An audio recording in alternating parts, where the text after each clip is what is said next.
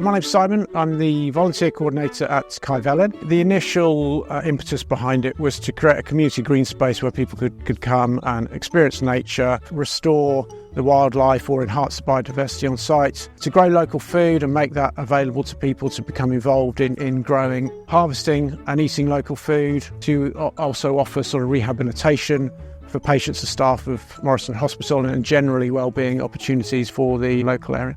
Myself as a volunteer, it basically fixed me. It got my mojo back doing that.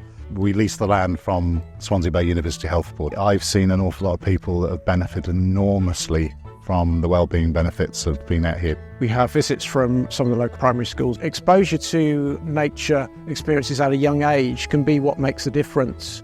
At that age, they need to connect. It shows them where food comes from, how it can be grown. This space works really well as like a bridge to bring people from different communities together and share that sort of same space. It's possible to make a difference as an individual and as communities.